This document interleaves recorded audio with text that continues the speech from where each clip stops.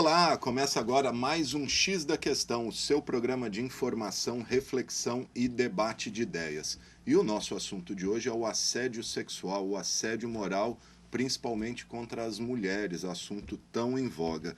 E para debater esse assunto, recebemos a psicóloga doutora Tina Zampieri e também a estudante universitária e musicista a Manuela Leite, ela que está aqui para relatar casos que ela tem sofrido, ela, as amigas, de assédio sexual, assédio moral, ela que foi vítima dessa prática nefasta recentemente, postou seu desabafo nas redes sociais e uma legião de outras garotas também vieram relatar casos parecidos, enfim, criou aí uma corrente de solidariedade. Então eu começo com a Manuela, quero começar pedindo para você relatar o que aconteceu com você, como que as mulheres se sentem quando esse tipo de coisa acontece com vocês e por que você decidiu tornar isso público.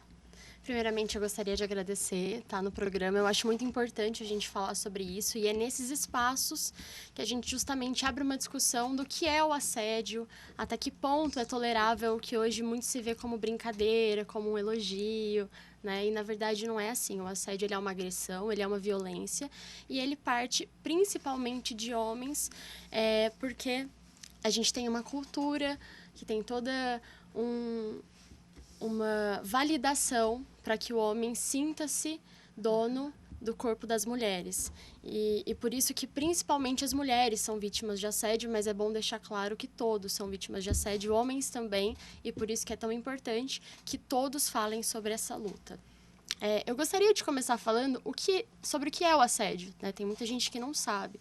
E o assédio ele é uma violência que é quando o indivíduo ele promove algum comentário ou alguma ação que deixa a outra pessoa desconfortável e constrangida. Então, a gente divide o assédio como assédio moral, sexual e o assédio psicológico. E todos eles têm em comum uma prática, que é a dominação. É quando esse indivíduo se acha no direito e se vê como superior a outra pessoa e, por isso, ele promove esse tipo de violência, que pode envolver o toque ou não.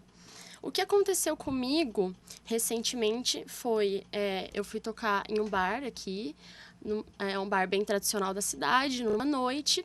E enquanto eu estava no palco, vários homens mudaram o seu comportamento, né? Assim que eu fui chamada no palco, eles foram para frente para me fotografar, para me filmar e gritavam, né, os queridos elogios que a gente não quer escutar, porque não são elogios.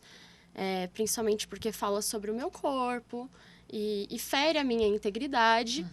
E eu me senti muito constrangida com essa situação. Outras meninas também foram vítimas de assédio nessa mesma noite. E por isso eu decidi falar sobre isso nas minhas redes sociais. E foi quando outras meninas vieram me agradecer por tá falando sobre isso, ainda que eu não tenha um público grande nas redes sociais. As poucas pessoas que eu tenho ali me apoiaram, entenderam a situação e compartilharam também a mesma violência que sofreram, que mulheres já sofreram, tanto nesse bar quanto em outro. E é muito constrangedor que a gente ainda tenha que passar por isso, né? Tenha que passar... Eu sou musicista há 13 anos. E quando eu subo no palco, na verdade, eu sou entendida pelo público masculino como um entretenimento. Isso é muito triste. Eu sou tão musicista quanto os músicos que estavam tocando comigo e deveria ser respeitada na mesma proporção, mas infelizmente não é o que acontece e é por isso que eu falo sobre isso. A gente se sente constrangida, a gente se sente humilhada, violada e por isso que é tão importante lutar contra o assédio e falar sobre ele e esclarecer o que é, porque tem muita gente que ainda não sabe. E foi a primeira vez que você sofreu um tipo de agressão assim? Não, e na verdade nem foi a pior. Esse assédio que eu denunciei, ele até foi um dos mais leves que eu já sofri. E por isso que muitas mulheres não denunciam, na verdade. Porque a gente, primeiro, é desacreditada. A gente tem que provar que sofreu assédio. Então, você tem que provar que você foi agredida por aquela pessoa. Então, toda vez tem que falar a mesma coisa, repetir que você se sentiu constrangida. E enquanto o agressor, muitas vezes, nem é questionado. Desdém ainda, Exato, né? Não é questionado. E um simples não, eu não fiz, você entendeu errado, é suficiente para que ele saia ileso. Então, eu não suporto mais passar por esse tipo de situação. Acredito que muitas mulheres também não suportem. E por isso que eu sou declaradamente feminista e falo também sobre as violências que as mulheres sofrem, porque já chega, né? A gente está em 2020, não é mais tolerável que isso aconteça. Bom, deixa eu ouvir a doutora Tina Zampieri. Doutora, com base no relato do que ela falou e, claro, da sua experiência, que tipo de trauma uma situação como essa pode trazer para a mulher e as consequências para a vida pessoal, profissional dela? Ok. Em primeiro lugar, eu quero também agradecer essa oportunidade, Alexandre. Eu concordo plenamente que esse é um tema que precisa ser muitíssimo debatido, conversado, até para que se encontrem mecanismos de prevenção, porque, de fato, os danos podem ser muito grandes.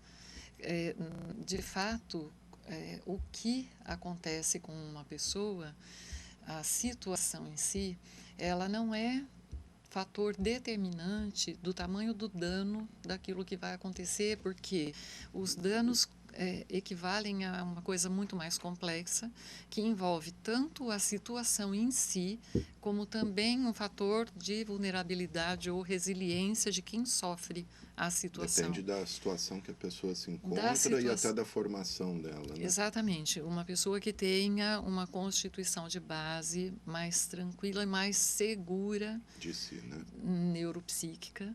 Então, essa pessoa vai tender a conseguir lidar com mais, vamos dizer, condições de enfrentamento das situações do que outras. Mas os danos que uma situação como essa do seu relato pode trazer podem ser mesmo devastadoras. Desde uma situação configurada por um transtorno de estresse pós-traumático, que é algo que pode acontecer de uma série de sintomas de flashback, da pessoa ter ruminação, de ficar pensando continuamente nisso, de ter comportamentos de evitação, por exemplo, você na sua profissão de musicista, de às vezes buscar até um desvio dessa profissão, o que é totalmente injusto, não é? Tudo que você lutou e investiu para ter essa profissão e de repente não se sentir na condição de escolha, de continuar. Sentir confortável de subir novamente num palco. Pois é, né? Então, tendo comportamentos de evitação e sintomas que podem ir a sintomas físicos também, né? Não só de dor de cabeça, mas de dor no corpo, o adoecer de uma forma geral, dentro daquilo que a gente chama de sintomas que são psicossomáticos, até a pessoa ter febre e não ter uma explicação para isso. A pessoa ter taquicardia e não ter uma justificativa orgânica para isso. Uma síndrome do pânico, quase. Pode desenvolver a síndrome do pânico, por exemplo, fobias, não é, por determinadas situações ou por determinadas coisas, objetos que possam estar associados com aquilo que estava presente quando isso aconteceu. Não é? A ser devastador em condições de vida, por exemplo, da pessoa, conforme o grau com que isso aconteça, de não conseguir nem ao menos sair de casa. Então, um prejuízo na profissão, um prejuízo na vida, de constituir família, enfim, com graus muito diferentes de interferência. Manuela, você falou que não foi a primeira vez, queria que você falasse, se você quiser. Você falou que não foi nem a primeira e nem a pior. O que você já passou? E também perguntar para vocês como diferenciar uma cantada, uma paquera na noite de um assédio. Sobre o pior caso, é bem grave mesmo, porque veio e aconteceu enquanto eu era menor de idade, estava no ensino médio e foi promovido por um professor. Não, eu não fui a primeira nem a última vítima dele. E eu estudava em uma escola onde, durante todos os anos, a gente tinha os mesmos professores, não tem essa troca. Então, no primeiro, no segundo e no terceiro colegial, eu tive aula com ele. E ele sempre teve uma aproximação das meninas que é de ser estranhada, mas que ninguém falava nada. Os professores não se manifestavam, a direção não se manifestava, os alunos não se manifestavam, então todo mundo meio que fechava os olhos e fingia que não sabia o que estava acontecendo. Uma conivência cega. Exato. Então, sempre que eu me aproximava dele para tirar uma dúvida, ele passava a mão no meu cabelo, ele pegava na minha mão, ele passava a mão no meu colo, já chegou passar a mão na perna de outras meninas, ele já agarrou a minha amiga à força, já chamou a gente de gostosa na frente da sala inteira. Então, muito grave, muito grave. Até que, no 3º ano, nós decidimos levar isso para a direção. Eu e mais 7 meninas da minha sala. Depois que uma delas foi agarrada por ele, se sentiu muito constrangida, ela o questionou, ele foi com aquele discurso de que ela estava louca, de que, imagina, de forma nenhuma, você entendeu errado. Eu não, na verdade, não sei como entender certo um professor que agarra uma aluna. E aí nós decidimos levar à direção. Nós apresentamos para a diretora, que se disse muito chocada, mas na verdade eu duvido. E enquanto nós estávamos na sala da direção, ele entrou. Ele entrou assim, ele invadiu, né, a sala. É mentira, eu não fiz nada disso, você tem que me escutar. E aí a gente saiu, até sair assim, chorando, desesperada, me sentindo impotente. Como que ele invade a sala, fala que é mentira? Como assim? Por que eu inventaria uma coisa dessa? E ele foi escutado pela direção. A diretora pediu para que nós não comentássemos com outros alunos o que tinha acontecido, que eu não falasse sobre isso, porque isso seria resolvido internamente, digamos assim. E ele também falou que nunca fez isso, que não era o que ele queria fazer, que a gente entendeu errado. E a direção não fez nada. Nem afastado da minha sala ele foi. Ele decidiu não dar aula para minha sala. Foi uma coisa que ele tomou essa decisão, não foi nem que a direção exigiu. E por eu não ter me manifestado, ele se manifestou. E aí, em todas as salas que ele entrava, a partir disso, ele citava o meu nome e falava que eu estava criando uma conspiração contra ele, que eu tentei acabar com a vida dele. Os professores começaram a se voltar contra mim. Então, eu realmente fui perseguida no 3º ano de faculdade, aos 17 anos, por um professor que, na minha concepção, é pedófilo. Não tem como falar outra coisa. Eu entrei na escola com 14 anos de idade, porque eu cursei só o ensino médio lá. E ele, as minhas amigas também com 14, ele dava tapa, passava tapinha, sabe? O que é isso? Que sociedade é essa que a gente vive, que é aceitável, né? E legitimado. E quando eu conversei com uma outra professora para buscar apoio, ela virou para mim e falou assim, mas você não é gostosa? Aí eu falei, realmente não tem nada que eu possa fazer. E era uma professora? Uma professora. Que realmente justificou o comportamento dele, falando que ele tinha esse jeito brincalhão e eu tinha entendido errado e que eu tinha que tomar cuidado, porque no ano seguinte eu completaria 18 anos e se eu falasse isso eu poderia ser presa, ser processada, porque eu estava falando uma coisa irresponsável. Essa característica tão forte do constrangimento, não é? Você tem aí ao mesmo tempo uma pessoa em uma posição que é superior, não é? Onde existe um professor e um aluno, a responsabilidade total, não é, da pessoa, não só por uma questão de idade, mas pela posição realmente ali profissional. E o constrangimento, se valendo dessa posição, essa é uma característica fortíssima realmente do assédio. Não é?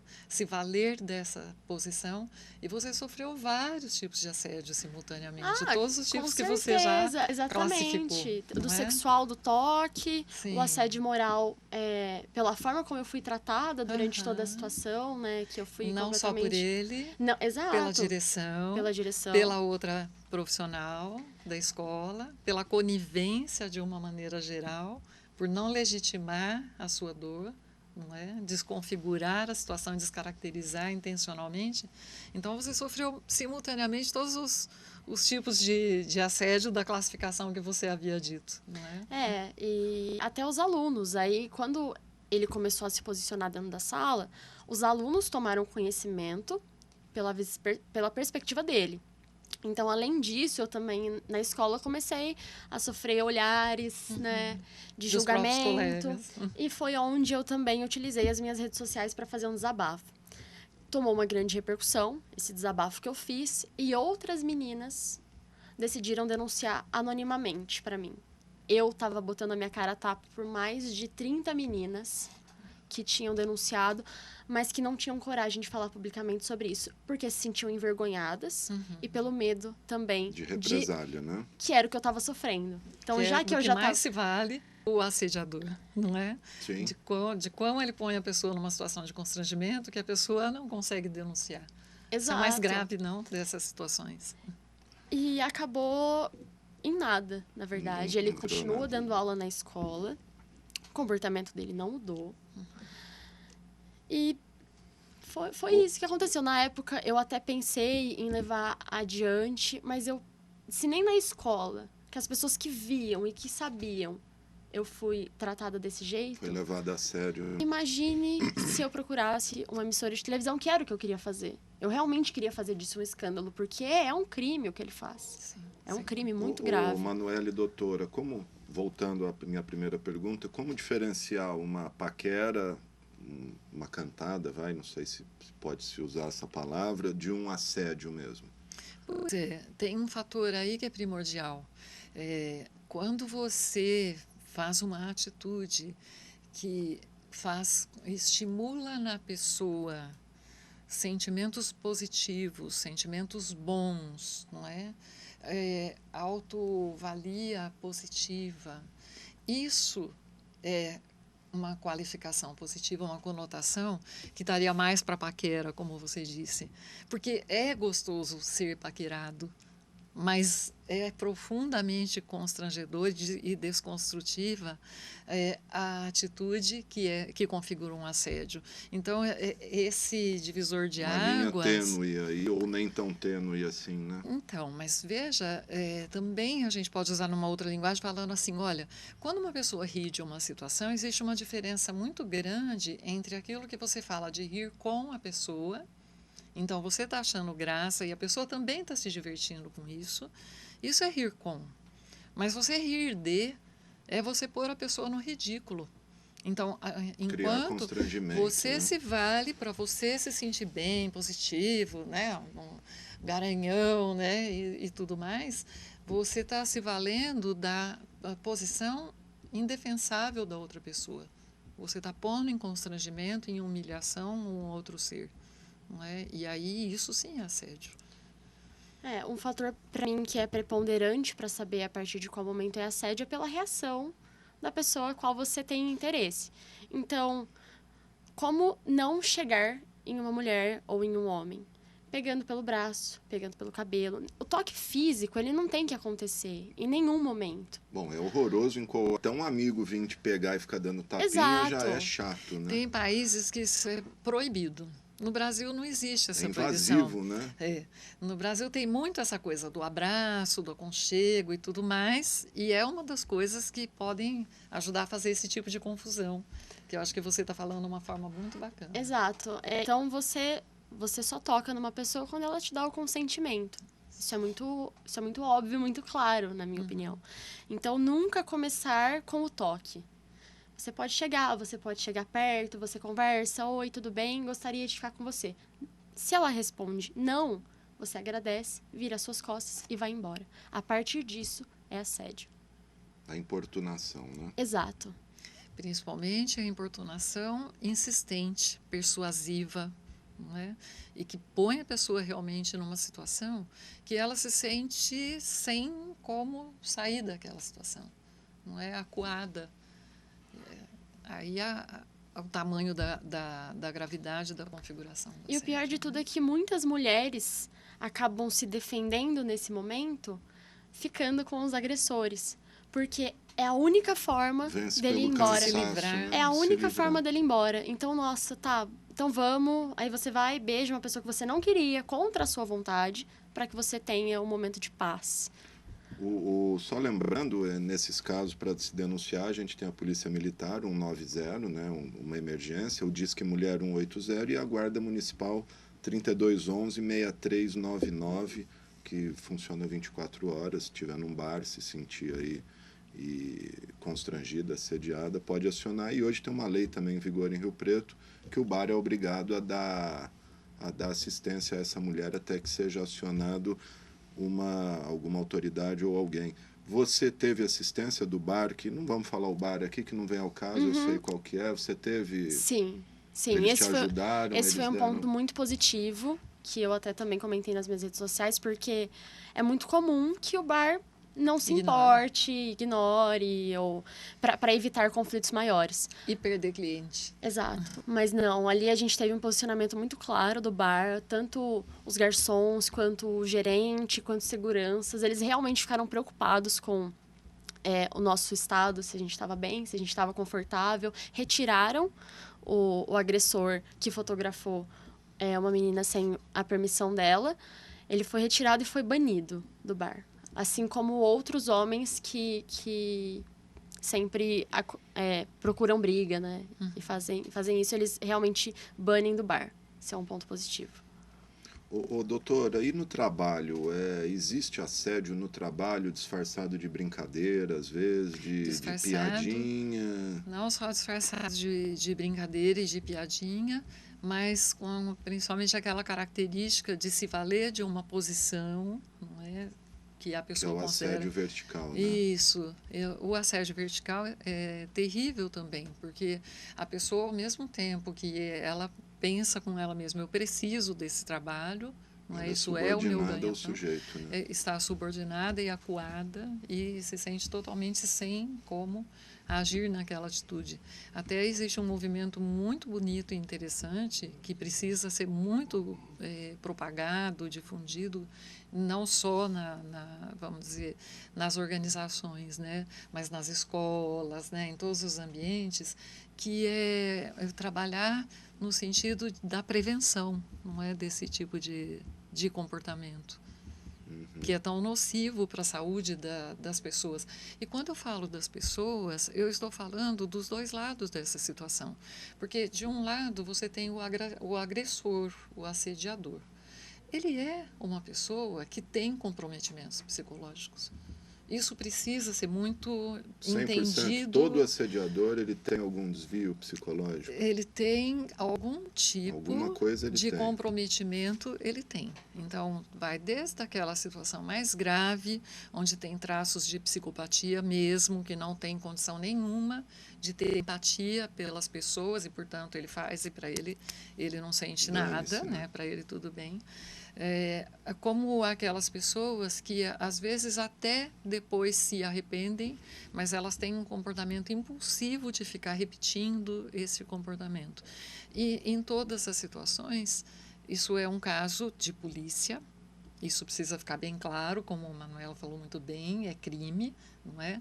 Mas existe um outro lado dessa situação, que é o lado da saúde, e que também merece cuidados, que isso é uma forma, não é, também de se fazer prevenção. Porque, de repente, isso pode descambar até para algo pior, uma agressão ou, quem sabe, até um feminicídio, sim, um homicídio. Sem né? dúvida. Que esse é um caminho que... Não é de uma vez que a pessoa bate, né? Vai indo, até que um dia... Na verdade, os graus com que essas coisas começam a acontecer, elas começam a acontecer desde muito pequeno. Os desvios, os danos psicológicos, eles são de ordem neuropsíquica. Então, desde a gestação, não é nem do nascimento, desde a gestação, a pessoa começa já a ter uma formação neuropsíquica que vai tender a deixar essa pessoa em condições mais de saúde, de resiliência, ou menos, mais favoráveis ou mais desfavoráveis. Então, a história, e aí a sociedade tem que entender que o compromisso é geral, sabe? O compromisso não é de não é do agressor, não é do diretor, é de todo mundo. E aí, que bom que você teve essa coragem, que bom que outras pessoas tenham a coragem de tornar a coisa muito ampla mesmo, porque a sociedade como um todo precisa, desde acolher uma gestante e ajudar essa pessoa a sentir-se bem durante esse período, porque ali já começa essa construção neuropsíquica, as fases de criança pequena, que jeito isso acontece. A primeira infância, que é muito importante. Muitíssimo importante. De como que essa pessoa vai se sentir um pária na sociedade, sabe, mais rejeitado, ou uma pessoa amada, querida, estimada dentro da sociedade. Então, essa coisa começa de criança. Começa de muito pequeno. E quando a gente fala de fazer prevenção, a gente precisa pensar em tudo isso, não é? Faz parte da educação da criança. Faz. Né? Essa coisa que a gente fala, os antigos falavam, né? Eu sou antiga, posso falar, fico à vontade para falar assim. Isso vem de berço. É verdade, vem de berço, sim. A escola tem responsabilidade com a educação? Tem, com a educação formal. Mas com a educação informal, isso efetivamente é uma coisa que é de lá, de pequenininho, que se constrói. Os comportamentos, né? E Os se constrói assim, sabe? Ajudando que aquela pessoa se sinta bem no seu papel de mãe, no seu papel de pai, no seu papel de cuidador, sabe? Para criar pessoas com mais saúde. E depois, claro, né, que cresceu e que ficou numa situação como essa de agressor, de assediador, é preciso que essa pessoa ela seja assim, que ela sofra assim as consequências jurídicas dos danos que ela provocou. É importantíssimo isso. Mas não é só isso, não que isso seja pouco, mas é também necessário que essa pessoa seja submetida a tratamento. E tem, vamos dizer, cura, não sei se é a palavra correta, mas uma pessoa Olha, assim, ela consegue ser recuperada? é uma pergunta muito interessante essa sua, sabe, Alexandre? Me faz pensar, a gente convive na clínica com casos mais variados possíveis, não é? Eu posso dizer assim, de situações naturalmente preservando o nome Claro. da pessoa, não é? Mas assim, de situações de, por exemplo, uma mãe ir pedir socorro para ajudar um filho, se eu poderia atender esse filho dentro de uma instituição que cuida de drogaditos, não é que o filho já matou, já aprontou, já foi preso, já foi tudo, mas só tem 21 anos de idade a criatura. E quando você se dispõe a ir, a conversar e a descobrir um pouquinho quem é essa pessoa que com diagnóstico de 3 psiquiatras de psicopatia. Pois é, a senhora falou psicopatia, não um psicopata tem cura? Existe ex-psicopata? Por isso que eu estou te falando isso, por essa sua pergunta mesmo. Então eu disse para essa mãe, eu quero primeiro conhecer o seu filho, depois a gente conversa de novo. Não é? E a história de vida. Aliás, os filmes adoram mostrar isso, né? Sim. Como que os psicopatas, eles têm um histórico terrível durante toda a sua desde a infância. O maior exemplo agora é o Coringa e o Badalado. Coringa que mostra por que ele virou aquele vai monstro, mostrando né? uma relação de causa e efeito. E no fim você fica até com dó dele. Falou, não, é justificável o que ele faz, porque o tanto que ele sofreu... É justificável, sim, segundo existe a ótica justificativa. do filme, né? Mas isso não invalida a necessidade, de um lado, isso que estávamos justamente falando, não daquilo que é crime efetivamente ser tratado como crime, mas que a responsabilidade da sociedade em cuidar melhor da saúde das pessoas. E aí, ainda respondendo à tua pergunta, Alexandre, hoje a gente tem, e de todas as metodologias da psicologia que eu já estudei, eu vou falar bem sinceramente, eu tive a ponto de deixar a psicologia, que falei, gente, isso aqui não resolve coisa alguma, não é? Até descobri dentro de variados métodos, não é? Então, vários deles, e um deles que é recomendado pela Organização Mundial de Saúde, que se chama EMDR, que leva em conta essas questões neuropsíquicas que a gente estava falando, sabe? Dessa construção, das bases do que vai se tornar bases da personalidade. E que hoje existe a possibilidade de intervenção. Né? Nessa intervenção que leva em conta que as memórias que de alguma forma foram impactantes para a pessoa na época em que aconteceu, essas memórias são as bases dos sintomas, tanto dos sintomas psicológicos como de sintomas físicos também. Claro que existem as doenças físicas que não tem nada a ver com a psique, mas aquelas que não têm nenhuma explicação orgânica, a gente tem que pensar nesse sentido também. Então, pensando nisso, hoje a gente pode sim pensar em tratar uma psicopatia. Que vai ter sucesso em todos os casos? É óbvio que não. Mas que a gente pode sim pensar em pessoas que foram diagnosticadas como psicopata, como esse caso que eu relatei, não é? E que, na verdade, foi um engano de interpretação, claro, não é, com todo respeito a toda a nossa referência bibliográfica a respeito de psicodiagnóstico, mas todos nós estamos sujeitos a ir aprimorando como que a gente avalia caso por caso.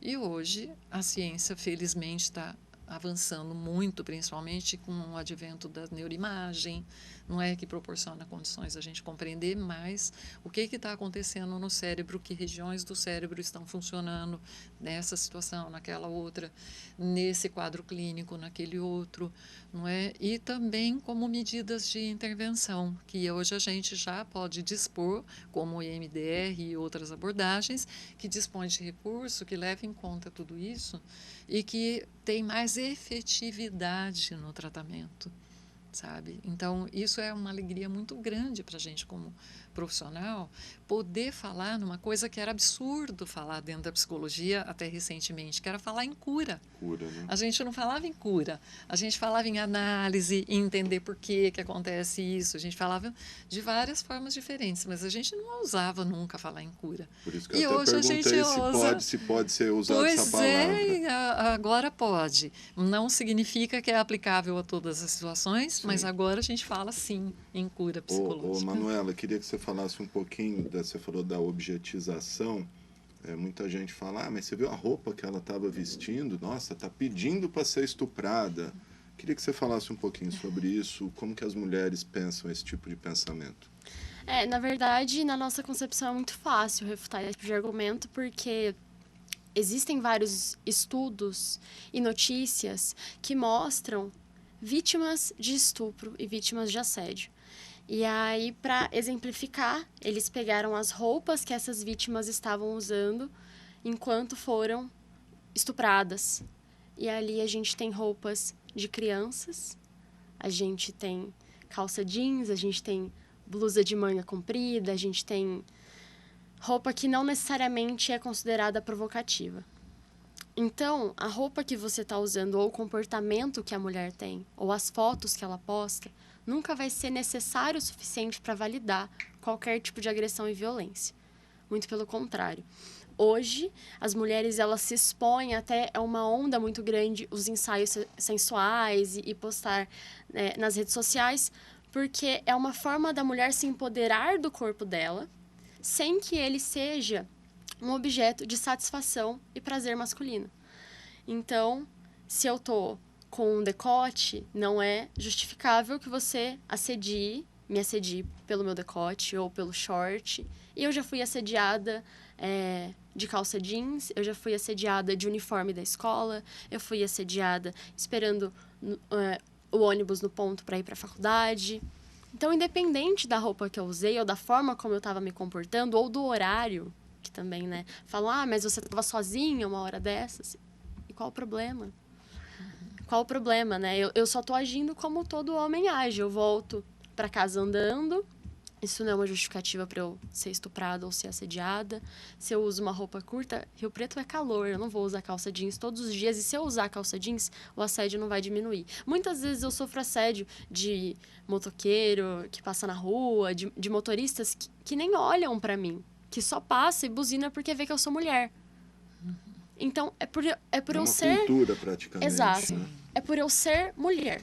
É por isso. O que valida o assédio para o homem é ele se sentir dominador do meu corpo e da minha liberdade. E, portanto, eu mereço sofrer um assédio porque eu sou inferior. Eu sou uma propriedade. De fazer isso, exato. Né? É isso? É bem interessante, né? Que a gente tem, claro, isso é muito complexo, mas pelo menos duas coisas a considerar aí que são bastante relevantes.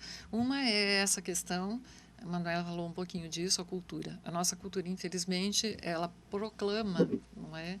Ainda existe esse proclamar de que o homem precisa, deve, e ele vai ser mais valorizado, não é? Se ele for mais, desculpe a palavra garanhão, né? E outras. Então, tudo bem, existe um estímulo cultural ainda para isso, continua existindo, que está associado com o fator educação.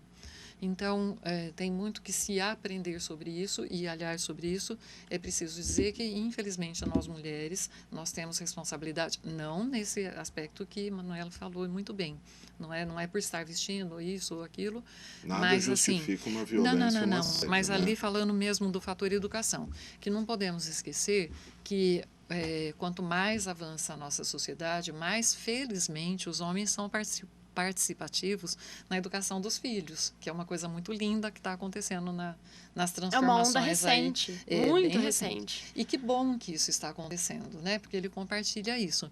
E não podemos esquecer que, até então, a grande responsável foi a mulher, e continua em muitas situações sendo mesmo, Na maioria dos casos, e que parte dessa questão cultural de como que os homens entendem que eles têm essa, vamos dizer assim, permissão, esse aval para fazer tudo isso, vem com o que foi aprendido. E, então, peraí, quer dizer que nós também passamos essa cultura. Nós, mulheres, também precisamos repensar que jeito é que, pelos nossos comportamentos, pelas piadinhas que, infelizmente, até inclusive, nas mídias... algumas mulheres fazem com seus filhos piadinhas consideradas machistas. Né? Isso mesmo. Ou piadinhas que denigrem a nossa feminilidade. E elas também postam, elas também se prestam a fazer umas montagens que são ridículas, não é? Mas que têm esse caráter. E o outro aspecto é o aspecto psicológico, que, de novo, a gente entra naquela coisa como que é a constituição desse homem que é agressor e que está nas bases da sua formação, essas questões das memórias que não foram devidamente digeridas, processadas e geram sintomas, e que fazem uma coisa muito interessante, que é o que a gente chama na psicologia, principalmente no EMDR, nós chamamos de disparadores, que é que coisas do presente disparam na pessoa, servem de gatilho na pessoa para aquele comportamento. Isso serve para comportamento de agressão, para comportamento de se sentir tímido demais diante de certas situações, e se presta também para esses comportamentos que nós estamos discutindo aqui, não é, do assédio. Então, isso está, e aí daí essa necessidade de tratar essas pessoas que eu falo, porque senão, para essas pessoas, existe a tendência de continuar, seja um uniforme de escola, seja um gesto da pessoa, seja o que for funcionar para ele como gatilho para um comportamento indesejado. Que existe naturalmente maldade, muitas vezes, e outras tantas vezes que a pessoa faz, não queria ter feito, e quando vê, ela está repetindo esse comportamento. Então, eu ia até perguntar, a pessoa quando faz isso, ela tem noção que isso é algo errado, ou na cabeça dela, ou na concepção dela, ela aí está varia apenas, muito, aí depende da pessoa. Varia muito de situação para situação, e entram todos esses fatores que nós estamos conversando. Se na cultura dela, se no ambiente dela isso é valorizado, ela vai tender a fazer mesmo, não é? Então e para ela é fator normal, cultural. Né? E, infelizmente, muitas Normal, coisas que são aspas, né? isso, muitas coisas que acontecem com frequência acabam sendo tomadas como normais. Existe uma diferença muito grande, não é, entre aquilo que é normal e aquilo que é frequente. E outras que fazem, não gostariam de ter feito, mas compulsivamente repetem o comportamento. Na minha concepção, todas elas precisam de cuidado. De tratamento, procura aí a doutora Tina. Não, mas precisam sim de tratamento. Bom, não vamos esquecer das vítimas também. Elas também precisam. A Manuela a gente vê que tem uma formação, acho que não sei se superou ou não, mas pelo menos está conseguindo. Eu consigo falar sobre isso. Tem muitas mulheres que nem conseguem. Que me falaram, olha... Recebi até de um menino, inclusive, que foi falar comigo. Ele falou, olha, eu sofri assédio no meu trabalho, mas eu contei para os meus pais... Na verdade, eu não contei para os meus pais porque eles podem me culpar, de repente não entender. Eu fiquei com medo e aí eu não falei para ninguém, eu me sujeitei a isso. Então, a vítima, ela sofre de todas as partes. Sim, e inclusive aquelas que têm coragem de falar em casa... E veem em casa uma atitude parecida com a diretora da escola que você relatou, que diz, não fale sobre isso com ninguém, porque é uma vergonha para a nossa família. Ainda nos dias de hoje acontece esse tipo de coisa. Infelizmente. E só para não ficar a impressão de que eu estou falando que é para todo mundo se tratar. Não. Imagina. Claro que todos nós temos algum que merece cuidados. Graças a Deus, hoje, essa coisa de dizer que psicólogo é para louco e etc. De qualquer maneira, uma terapia não faz mal para ninguém, né? Não faz, mas, né? assim, a grande vontade minha é de focalizar com muita ênfase o fator proteção, sabe? O fator do investir-se na prevenção. como um fator de proteção, não é? E aí, uma das coisas é o que você está fazendo, de abrir nas mídias, e abrir discussão em escola, e acho que abrir as redes discussão em sociais empresa. abriram um caminho, porque antes qual seria o caminho dela? Ou a imprensa tradicional, que muitas vezes também não entra nesse tipo de dividida, ou a polícia, né? E agora não, Pois agora é. a gente tem a possibilidade de tornar isso público. E juntar as forças, sabe? Não é ou, né? Então, vamos dizer assim, não é a família ou a escola ou a polícia ou a saúde. Sim, é uma não rede, né? Eu acho que a gente precisa aprender mais Tá certo, juntar gente. E essas acho que o coisas. caminho é tornar público, não guardar para si, né? Conversar com alguém, com uma mãe, com uma psicóloga, se for o caso, com uma amiga, e desabafar, né? Uma coisa bem interessante é que nem sempre uma pessoa, quando procura um psicólogo, significa que essa pessoa vai ficar anos tratando. Não. Hoje existem tratamentos que são breves, inclusive Sim. brevíssimos. Então, tem situações, e aí da minha experiência clínica, de que uma sessão foi suficiente, ou 3 sessões foram suficientes. E é claro que caso por Às caso... vezes um bate-papo ali resolve, né? Orientação. Muitas vezes a família fica perdida. Como é que eu lido com isso? O que eu faço nessa situação? E uma orientação pode ajudar muito. Tá certo, gente. Infelizmente o tempo é curto. Eu quero agradecer demais a doutora Tina Zampieri, psicóloga, orientadora vocacional e terapeuta sexual, especialista no EMDR. Rapidinho, o que é o EMDR? O EMDR é uma abordagem de psicoterapia. Tem muitas linhas da psicologia, essa é uma delas, que é muito recente aqui no Brasil e muito recente porque ela tem 30 anos, fez 30 anos da primeira publicação científica nos Estados Unidos a respeito dessa abordagem. E que leva em conta isso, que a tendência natural do ser vivo, não é nem só do ser humano, é a saúde. Se nada estiver interferindo, é a saúde que prevalece.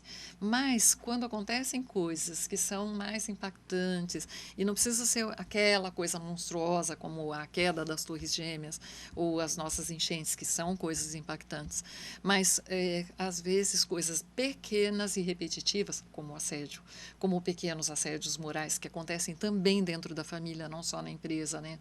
Não é fácil botar apelido. Da própria família é sim, infelizmente, da pessoa, né? sim, e acontece muito por um apelidinho que a pessoa se sente humilhada e aquilo se repete, se repete, se repete.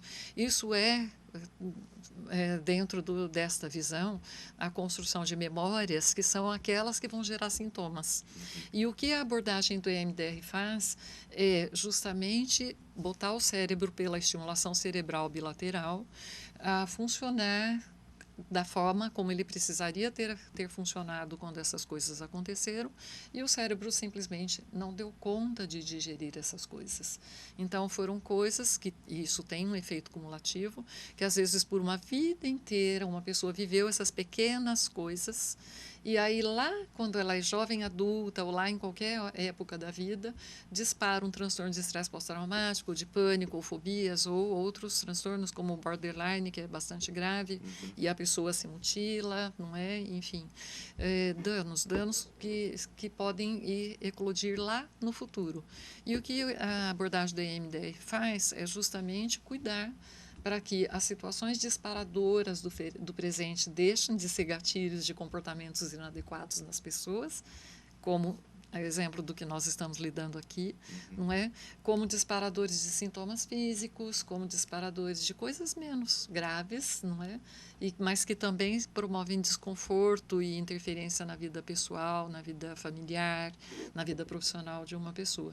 Então, é disso que esta abordagem do EMDR faz. Tá certo. Doutora Tina Zampieri, obrigado. Manuela Leite, obrigado. Parabéns aí pela coragem. Eu agradeço mais uma vez o espaço. É muito bom estar aqui falando sobre isso. E a gente está dando voz para muita mulher que se sente acuada, humilhada todos os dias e às vezes nem sabe que está sendo assediada. Então, para quem está assistindo, você vai ter apoio, denuncie, sempre vai ter alguém para apoiar e é importante falar. Também procure ajuda psicológica, é importante. Tá certo. Muito obrigado às duas e obrigado a você que acompanhou em mais esse X da Questão. Lembrando, se você quiser rever este programa, basta acessar nossas redes sociais. Estamos lá no YouTube, no Facebook, no Instagram e também no Twitter. Um grande abraço e até a próxima.